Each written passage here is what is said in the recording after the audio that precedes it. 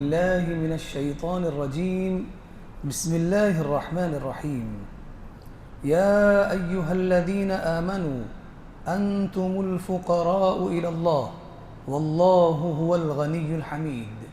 صدق الله مولانا العظيم وصدق رسوله النبي الأمين الحنين العطوف الكريم.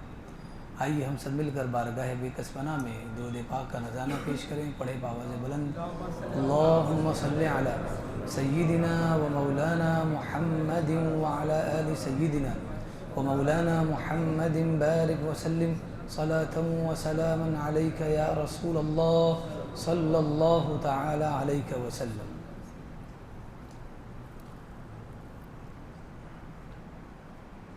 آج ہمارے اس درس کا عنوان ہے کہ اے غریبوں غریبی سے پریشان مت ہو.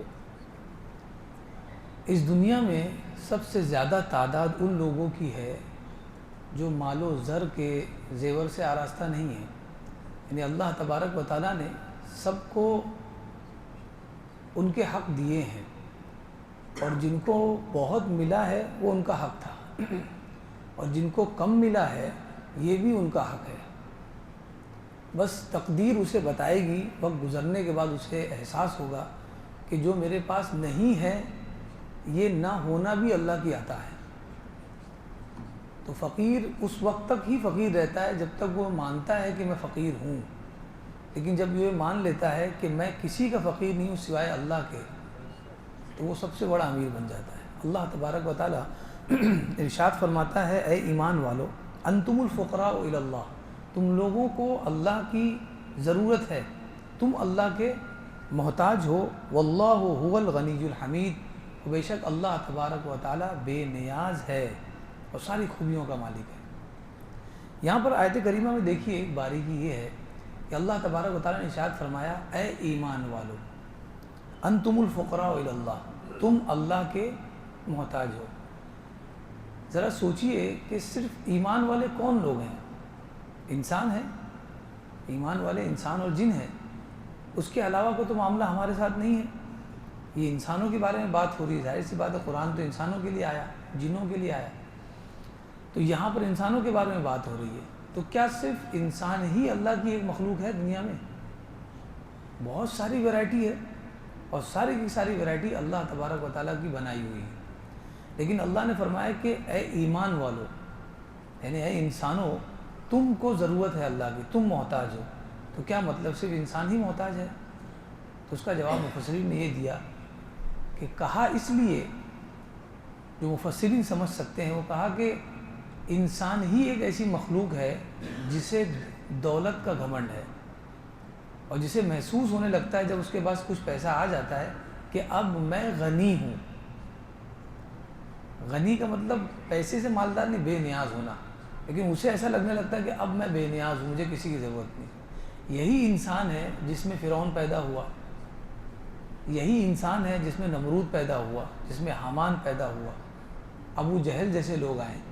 تو یہ انسانوں ہی کی بستی میں، انسانوں ہی کی صنف سے یہ لوگ تھے جنہوں نے اتنی بڑی بڑی باتوں کا دعویٰ کیا.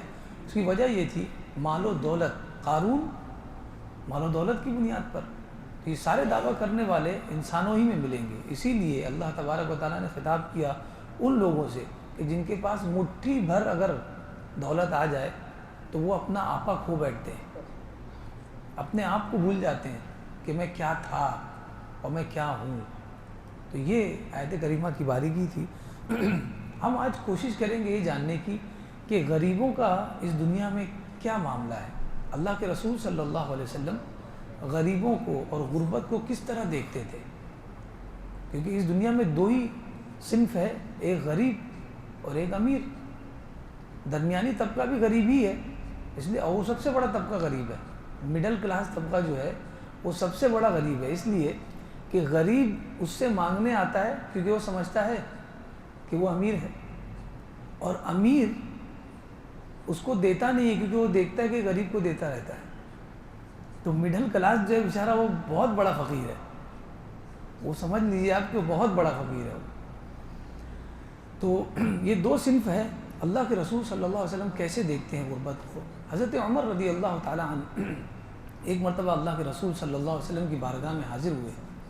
اب منظر کشی کی آپ نے، جیسے ہی روم میں داخل ہوئے، حدیث میں یہ منظر ہے، آپ نے روم میں جیسے ہی داخل ہوئے تو آپ نے دیکھا، تو آپ فرماتے ہیں کہ میں نے دیکھا کہ اللہ کے رسول صلی اللہ علیہ وسلم نے تہبند پہن رکھی ہے، لنگی، نیچے ایک چادر ہوتی تھی، پہلے کا ڈریس یہی تھا، اور اوپر ایک چادر جو آج احرام میں پہنتے ہیں، بس یہی لباس تھا اس وقت کا. لیکن دیکھا کہ حضور صلی اللہ علیہ وسلم نے نیچے ایک تہبند پہنی ہوئی، اوپر ایک کوئی چادر نہیں ہے، اوپر کا بدن جو ہے کھلا ہوا تھا. اور اس کے بعد یہ حدیث میں الفاظ ہے کہ وہ دیکھتے رہ رہے ہیں، اور دیکھتے دیکھتے کہا کہ اللہ کے رسول صلی اللہ علیہ وسلم ابھی کھجور کی چٹائی پر لیٹے تھے، تو شاید اٹھے ہوں گے، تو ان کے پورے پہلو پر کھجور کی چٹائی کی سختی کے نشانات تھے. ہوتے ہیں نا کبھی ہم چٹائی پر بیٹھ کر اٹھتے ہیں تو نرم حصہ جو ہے اس پہ نشان آ جاتے ہیں، پورے نشانات تھے اس پر. اور اس کے بعد فرمایا کہ میں نے تھوڑا اور نگاہ دیکھی تو میں نے دیکھا کہ دو مشت جو وہاں پر رکھی ہوئی تھی. یہ الماری ہے، الماری میں 2 مشت جو رکھی ہوئی ہے.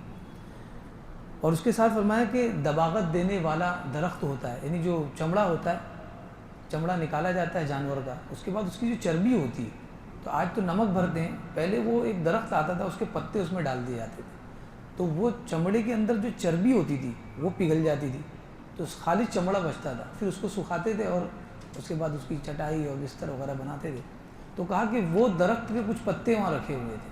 سین دیکھیے آپ، کوئی چیز ترتیب سے نہیں ہے اور کتنا عجیب و غریب چیزیں رکھی ہوئی ہیں.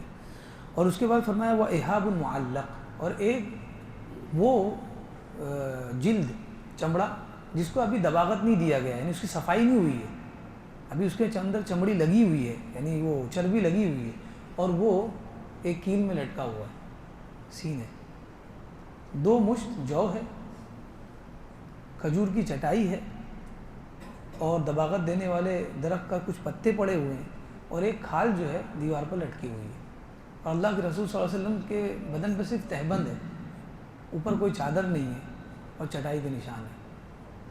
کیا سمجھتے ہیں کس امیر کے گھر میں گئے ہیں ہم؟ اس منظر کو دیکھنے کے بعد کیا لگتا ہے کہ ہم کس کے گھر میں گئے تھے؟ یہی وہ شخصیت ہے جس پر ہم دن اور رات درود پہ پڑھتے ہیں. یہی وہ شخصیت ہے کہ جنہیں ہم سید الخلق کہتے ہیں. اور جب ہم سلام پڑھنے کھڑے ہوتے ہیں تو ہم کیا کہتے ہیں؟ ہم فقیروں کے آقا پہ بے حد درود. ہمیں فخر ہے کہ ہم فقیروں کے آقا ہیں. یہ وہی رسول ہے جن کی بارگاہ میں اللہ تبارک و تعالیٰ کی اجازت سے جبریل علیہ السلام آتے ہیں اور فرماتے ہیں کہ یا رسول اللہ تبارک و تعالیٰ نے فرمایا ہے محبوب سے پوچھو اگر وہ چاہے تو یہ جبل احد جو اتنا لمبا پہاڑ ہے کہ چلتے چلے جاؤ آپ، یہ پورا پہاڑ ان کے لیے سونے کا بنا دیا جائے. یہاں بلینر اور ملینر بوڑھاپے میں بنتا ہے. اللہ کے رسول صلی اللہ علیہ وسلم سے یہ پیشکش کی گئی، ابھی آپ کہیے پہاڑ سونے کا بنا دیں گے. اب اس کے بعد یہ سوچ ہو سکتی ہے کہ سونے کا تو پہاڑ بنا دیں گے، لیکن کبھی مکہ سے یا مدینہ سے کہیں اور شفٹ ہونا پڑا تو تب کیا کریں گے؟ تو حضرت جبریل علیہ السلام نے فرمایا کہ اگر آپ جہاں جائیں گے وہاں یہ پہاڑ بھی چلے گا. جہاں آپ جائیں گے آپ کے ساتھ یہ پہاڑ چلے گا، یہ آپ کے ساتھ جائے گا. ایسا نہیں کہ آپ کو پہاڑ سونا بنا دیا تو یہیں رہ جائے گا. لیکن اللہ کے رسول صلی اللہ علیہ وسلم نے ارشاد فرمایا مجھے اپنے مالک کی رضا سے بڑی کوئی چیز میرے نزدیک نہیں ہے.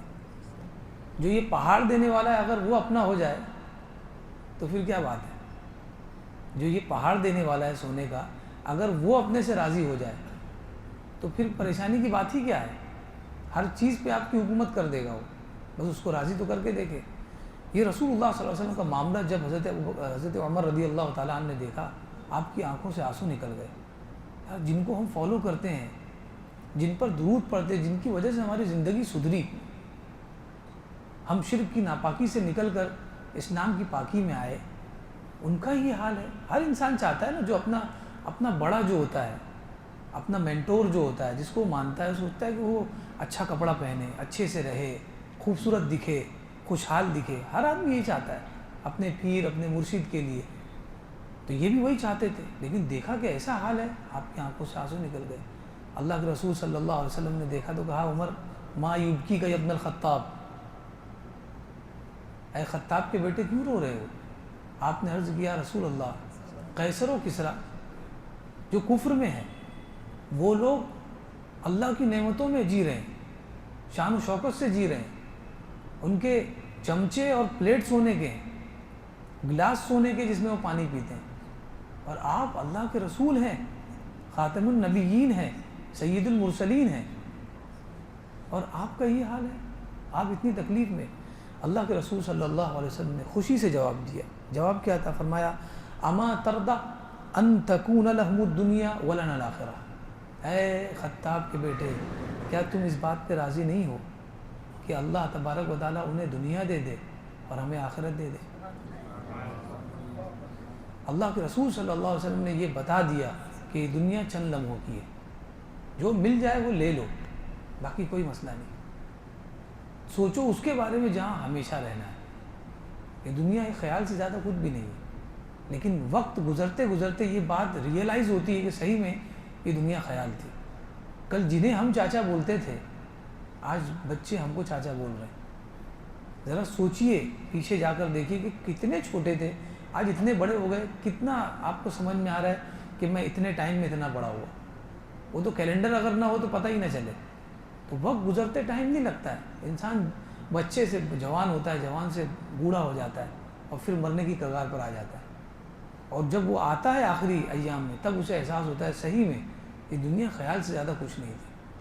کب میں بچپن سے بڑا ہوا اور میں ذمہ دار بن گیا، باپ کے پیسوں پر میں جیتا تھا، آج مجھے سب کچھ کرنا پڑتا ہے، اور آہستہ آہستہ جو ہے میں خود بال بچے والا ہو گیا، پھر اس کے بعد ناتی پوتے والا ہو گیا، وقت گزر گیا۔ تو یہ ساری چیزیں جو وقت گزر رہا ہے یہ ہمیں بتا رہا ہے کہ اس دنیا میں کچھ ہی دن رہنا ہے۔ جتنے لوگوں کے نام سنے ہو جنہوں نے اللہ سے جنگ کی، فرعون ہو گیا، حامان ہو گیا، قارون، ذرا سوچو کہ وہ ابھی کس جہان میں رہتے ہیں؟ ختم ہو گئے، سب چلے گئے، لیکن رہا کون؟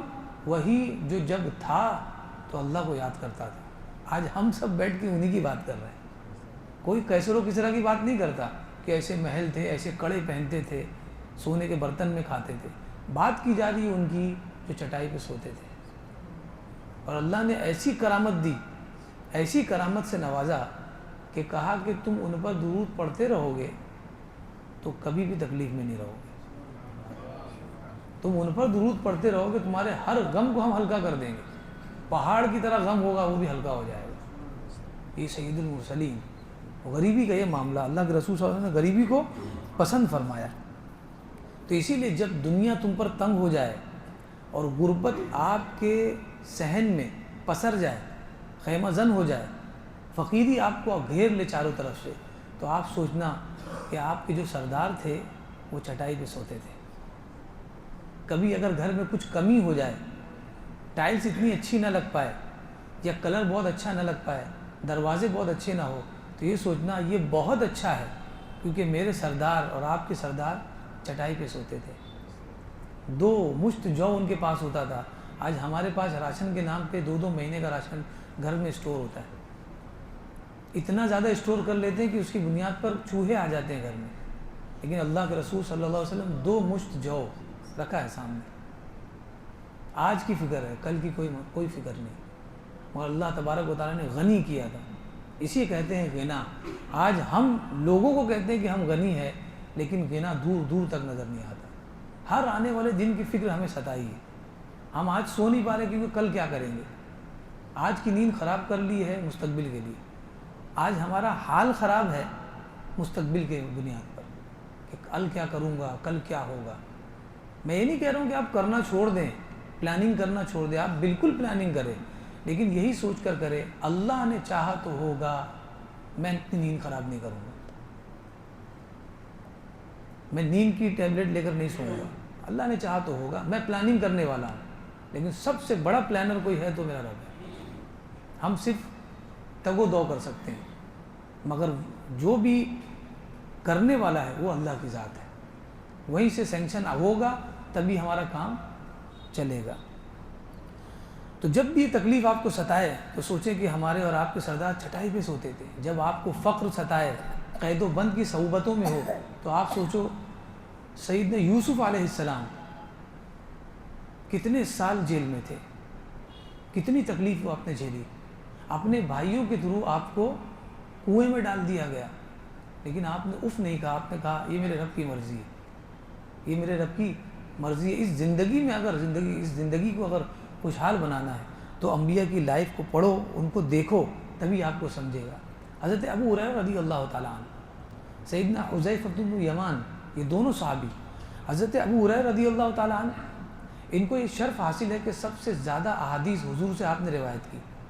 ابو ہریرہ ایک عام انسان کو بھی یہ لفظ یاد ہے، سب سے زیادہ احادیث یاد کی اور سب سے زیادہ احادیث روایت بھی کی۔ حضرت حذیفہ بن الیمان، یہ اللہ کے رسول صلی اللہ علیہ وسلم کے راز کے امین تھے، حضور نے اپنا راز ان کے پاس رکھا تھا۔ ہمارے پاس بینک میں ایک والٹ ہوتا ہے نا، جس میں ہم سب اپنے راز رکھتے ہیں، اللہ کے رسول صلی اللہ علیہ وسلم کے لیے حضرت حذیفہ بن الیمان سب سے بڑے امین تھے۔ آپ نے ان کے پاس چٹھی دے رکھی تھی، نام دے رکھا تھا کہ یہ لوگ منافق ہیں، اور پتہ نہیں بہت سارے راز ان کو دیے تھے کہ کسی کو مت بتانا۔ کتنا بڑا مرتبہ ہوگا۔ حضور سے سب سے زیادہ حدیث بیان کرنے والے نے نبی پاک صلی اللہ علیہ وسلم کی زندگی کے ساتھ کتنا، حضور صلی اللہ علیہ وسلم کی حیات میں کتنا ان کے ساتھ رہا ہوگا، اکثریت ان کے ساتھ رہی، کتنا عظیم مرتبہ ہوگا۔ یہ وہ لوگ ہیں جو صفہ کے چبوترے پر بیٹھ کر اللہ کے رسول صلی اللہ علیہ وسلم سے درس لیتے تھے، اور یہ وہی صفہ والے ہیں کہ جن کے پاس کھانے اور پینے کے سامان نہیں ہوتے تھے، لوگوں کے صدقات کے ذریعے ان کی مدد کی جاتی تھی۔ مرتبہ دیکھیے کیا ہے، لیکن حال کیا ہے۔ تو انہیں اس دنیا کی غربت کا کوئی غم نہیں تھا، وہ یہ سوچتے تھے ہمارے سرداری سید الغربا ہے، سید الفقراء ہے، تو ہمیں کیا فرق پڑتا ہے۔ تو یہ ان کی شان تھی کہ اتنے عظیم ہونے کے باوجود بھی اللہ تبارک و تعالیٰ کی رضا میں راضی تھے، جیسے اس نے رکھا اسی میں وہ خوشحال تھے۔ حدیث مبارکہ میں آتا ہے، اللہ کے رسول صلی اللہ علیہ وسلم ارشاد فرماتے ہیں، سفر معراج پر جب جنت میں مجھے لے جایا گیا اور جنت کے دروازے کھول دیے گئے اور مجھے اس کا نظارہ کرایا گیا، تو میں نے دیکھا، اطلعت فی الجنت، میں نے جنت میں دیکھا، فرأیت اکثر اہلها الفقراء، تو میں نے دیکھا جنت میں رہنے والوں میں سب سے زیادہ تعداد دنیا میں ان لوگوں کی ہے جو فقیر تھے، جو دنیا میں فقیر تھے انہی کی تعداد جنت میں سب سے زیادہ میں نے پائی۔ اللہ کے رسول صلی اللہ علیہ وسلم ارشاد فرما رہے ہیں، جو دنیا میں فقیر ہے ان کی تعداد جنت میں سب سے زیادہ ہے، وہاں جنت میں وہ رہ رہے ہیں۔ حضور فرما رہے ہیں، 3 لوگ حضرت عبداللہ ابن عمرو ابن العاص رضی اللہ تعالیٰ عنہ کی بارگاہ میں آئے اور کہا کہ ہمارے پاس کھانے پینے کو کچھ نہیں ہے، پہننے کو کپڑے نہیں ہیں، بالکل فقیر ہو چکے ہیں، سامان تک نہیں ہمارے پاس ہے، ہم کیا کریں؟ آپ نے کہا کہ اگر تم چاہو تو میرے ساتھ چلو، میں گورنر ہوں، میں تمہیں کچھ نہ کچھ دلا دوں گا، تمہاری ضرورت پوری ہو جائے گی، اور اگر تم کہو تو تمہاری خبر میں خلیفۃ المسلمین تک پہنچا دیتا ہوں، وہ تمہاری مدد کر دیں گے، اور اگر تم چاہو تو اس غریبی پہ صبر کر لو، اس فقیری پہ صبر کرو کہ اللہ تبارک و تعالیٰ نے جو دیا ہے میں اس پہ راضی ہوں، کوشش کریں گے لیکن مانگیں گے نہیں کسی سے، تم یہ اس پہ راضی صبر کر لو۔ کیوں کہا؟ صبح کہا کیونکہ میں اس لیے کہہ رہا ہوں اس پہ صبر کر لو، کیونکہ اللہ کے رسول صلی اللہ علیہ وسلم کو میں نے کہتے ہوئے سنا ہے، آپ نے فرمایا ان الفقراء المہاجرین یسبقون الاغنیاء یوم القیامہ الی الجنۃ ب40 خریفا، کہ اللہ کے رسول صلی اللہ علیہ وسلم نے فرمایا وہ مہاجر فقیر، یعنی جو مکہ سے مدینہ کی طرف ہجرت کر کے صحابہ آئے، جنہوں نے اپنا گھر بار چھوڑا، مال و دولت چھوڑی، کاروبار چھوڑا، دکان چھوڑی، گھر چھوڑے، اہل و عیال کو چھوڑ دیا، غریب ہیں، تو غریب مہاجرین قیامت کے دن جنت میں داخل ہوں گے اور مالداروں سے پہلے داخل ہوں گے۔ میں نے حضور کو کہتے ہوئے سنا، اور مالداروں سے کتنا سال پہلے داخل ہوں گے؟ 40 سال پہلے۔ مہاجر فقراء جنت میں قیامت کے روز مالداروں سے 40 سال پہلے اندر چلے جائیں گے، 40 سال تک پہلے وہ جنت میں چلے جائیں گے۔ اللہ کے رسول صلی اللہ علیہ وسلم نے ارشاد فرمایا، قالوا فلماذا لا نصبر، تو جو وفد آیا تھا، جو ڈیلیگیٹس آیا تھا، انہوں نے کہا پھر تو ہم صبر ہی کریں گے، ہمیں کسی چیز کی ضرورت نہیں ہے۔ 40 سال پہلے اگر ہم جنت میں چلے جائیں تو ہماری تو 40 سال ایج بھی ہے کہ نہیں پتہ نہیں دنیا میں، اور قیامت کے دن 40 سال پہلے ہم چلے جائیں گے. یہ تو بڑی نعمت ہے ہمارے لیے، کیونکہ قیامت کے دن کے واقعات آپ پڑھی تو پتہ چلے گا قیامت کے دن جو وہاں پر ہوگا زمین تانبے کی ہوگی، کیا حال ہوگا، کیسے کھڑے ہوں گے. اپنے گناہوں کے حساب سے وہ اپنے پسینے میں ڈوبا ہوا ہوگا. بڑی آزمائش کا دن ہوگا، بڑی آزمائش کا دن.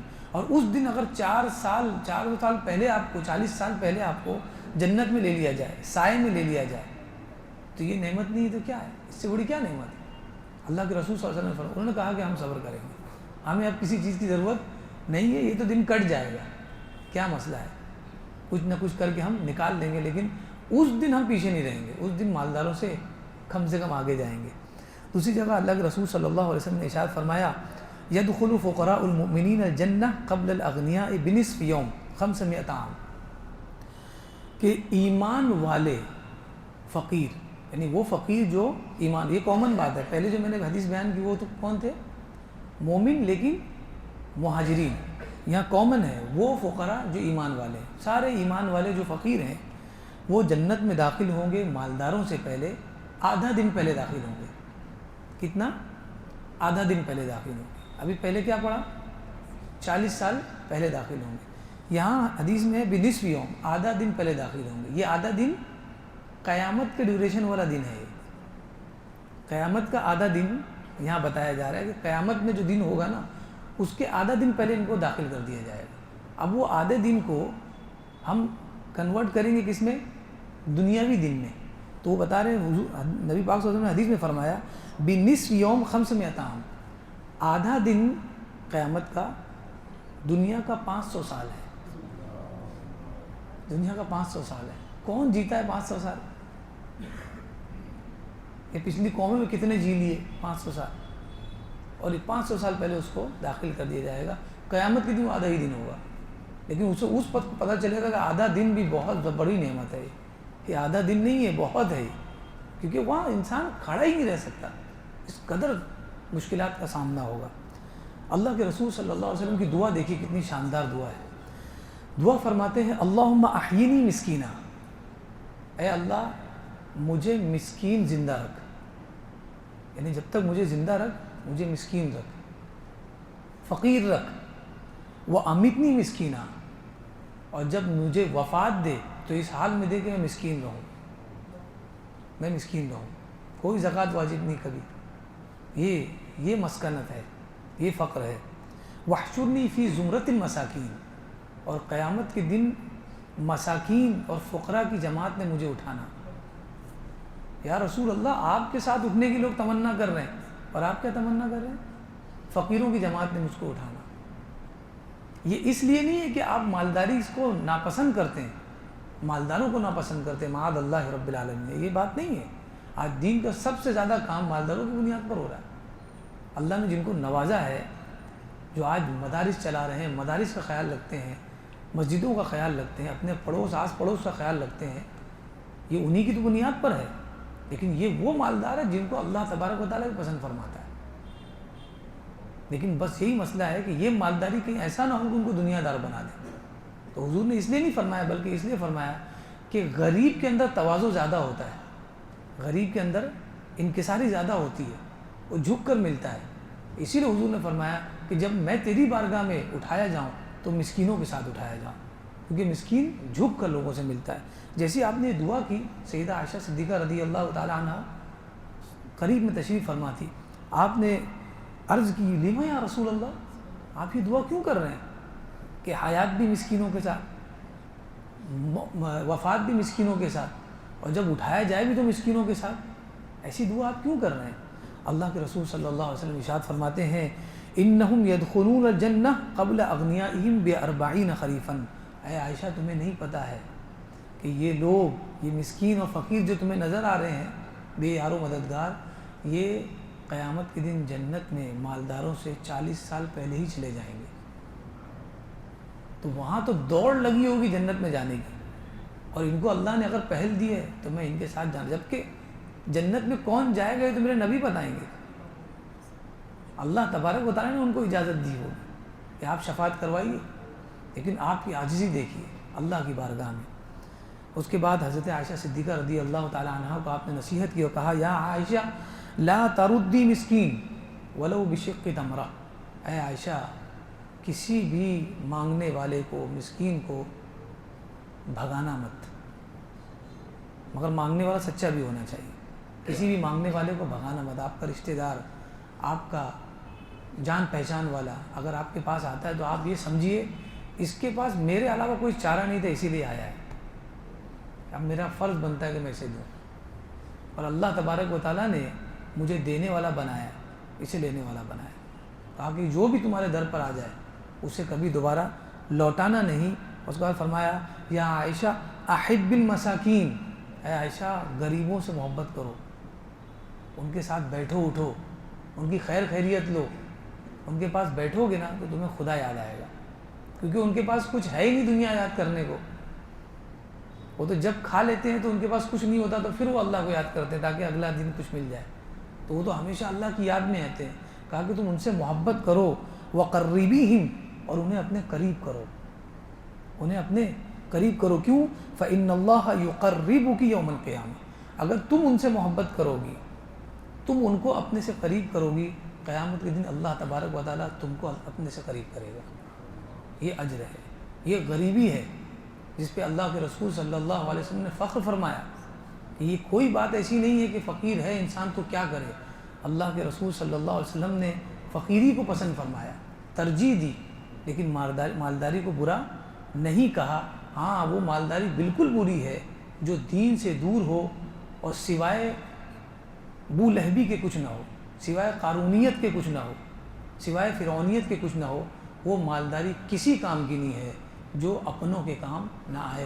اللہ تبارک و تعالیٰ کی بارگاہ میں دعا ہے کہ ہمیں مولا کریم جس حال میں رکھے اس پر راضی رہنے کی توفیق عطا فرما۔ مولا کریم تیری رضا میں ہمیشہ راضی رہنے کی توفیق عطا فرما۔ مولا کریم اپنے مال و دولت کو تیری راہ میں خرچ کرنے کی توفیق عطا فرما، اپنے رشتہ داروں ارحام کا خیال رکھنے کی توفیق عطا فرما۔ مولا کریم جس حال میں تو رکھے ہمیں راضی رکھ۔ مولا کریم مسکینوں کے ساتھ ہمارا بھی حشر فرما۔ مولا کریم مسکینوں کے ساتھ ہمارا حشر فرما۔ جو کچھ درس میں بیان ہوا مولا کریم اس پر ہمیں عمل کرنے کی توفیق عطا فرما۔ وصلی اللہ تعالی علی خیر خلقہ محمد وعلی آلہ وصحبہ اجمعین برحمتک یا ارحم